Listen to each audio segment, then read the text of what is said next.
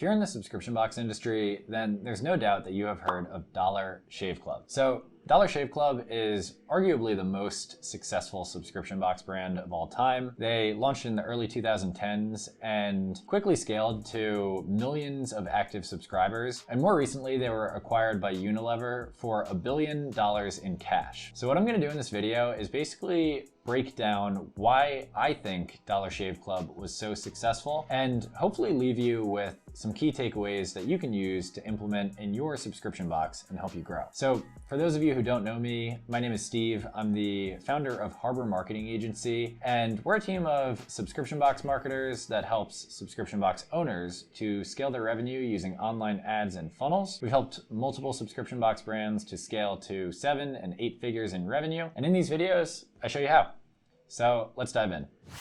So a big reason that Dollar Shave Club was so successful, that I believe, is because they solved a huge problem in the market. So at the time of Dollar Shave Club's launch, if you were to buy a razor, you would probably have to pay upwards of $10 for a razor. And Dollar Shave Club saw that, and they knew that the cost to manufacture a razor was really only about 4 cents. And yet brands like Gillette were charging, an arm and a leg just to get people a razor. And so the reason that they were charging these insanely high prices was because they were pouring a bunch of money into athletic sponsorships and, huge TV campaigns that were multi-million-dollar TV campaigns and R&D and all these other massive corporate expenses. And do you like spending $20 a month on brand name razors?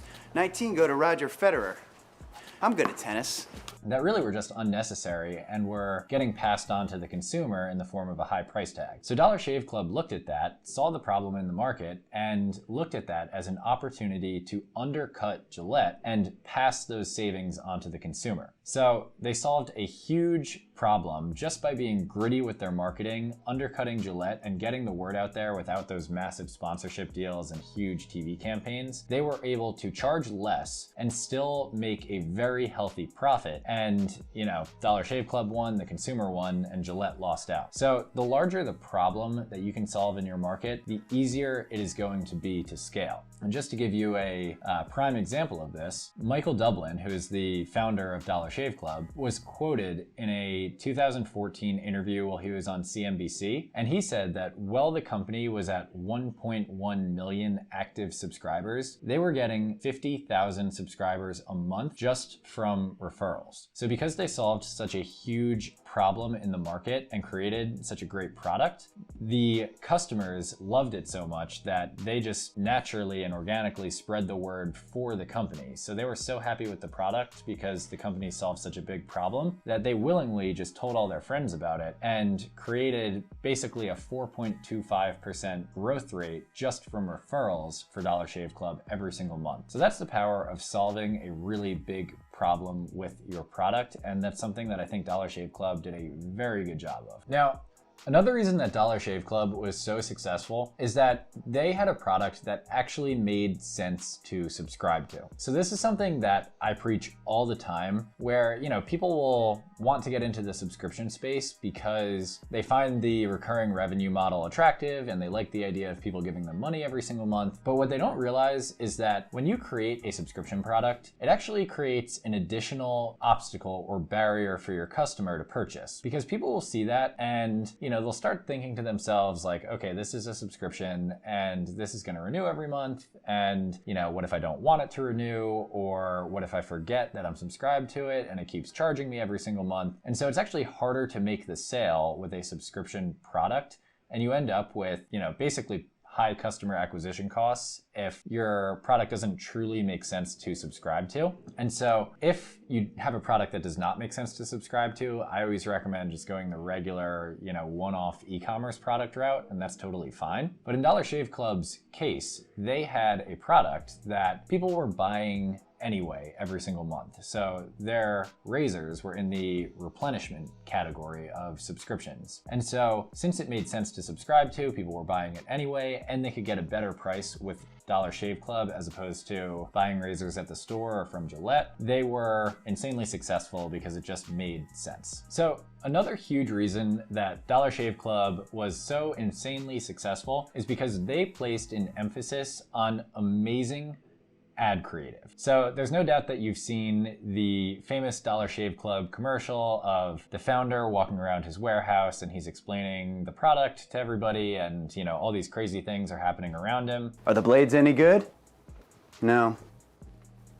Our blades are f***ing great. And that one ad got over 27 million views on YouTube. It went totally viral. Everybody was, you know, sharing it and commenting on it and engaging with it. And that was really what put Dollar Shave Club on the map. And so, you know, a big mistake that a lot of brands make is they make their ads about them. It's all about the product. It's all about how cool the product is and how great the brand is. And, you know, all that stuff is great. But if the customer is not actually engaged with the creative and they don't want to watch the ad, then it's not going to go viral. You're not going to get many views. You're not going to get much engagement, and you're not going to get many sales. And so Dollar Shave Club used a strategy called Infotainment. So what Infotainment is it's basically a combination of information and entertainment, where he's providing information about the brand and explaining his value prop, but he's also making it entertaining and engaging for the audience. So people actually want to watch the ad. You know, it's entertaining for them, and they want to literally watch the entire ad from start to finish, as opposed to a lot of other ads that you see online where you watch the first 10 seconds and then you move on with your life. So that's something that I think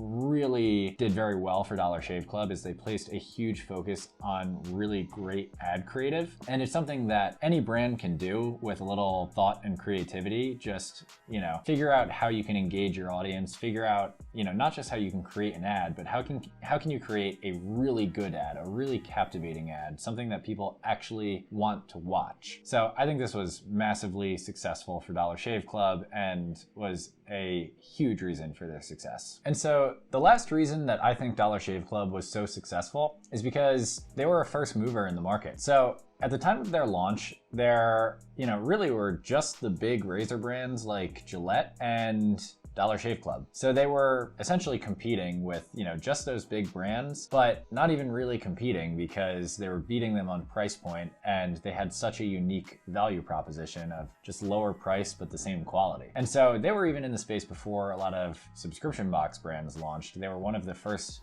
actual subscription boxes in the market. And so because they found a place in the market that was so non-competitive, where they were, you know, the first mover and the only player in the market, that enabled them to acquire a massive amount of market share very quickly, as opposed to, you know, having to fight off all these different brands and constantly, you know, undercut their prices and keep, you know, basically just playing the discount game to the bottom. And so the takeaway for subscription box brands that are watching this is, you know, how can you analyze your market and find a place where you don't have to be so competitive? You know, a place in the market where you have such a unique advantage over the competition that it actually totally sets you apart from even being in that market. You're in your own space and you can price yourself according to the value that you bring, not according to, you know, what your competitors are doing. So that's something that I think worked out very well for Dollar Shave Club. A lot of it is timing, but a lot of it is strategy. And so if you can replicate that strategy, you'll be very well off.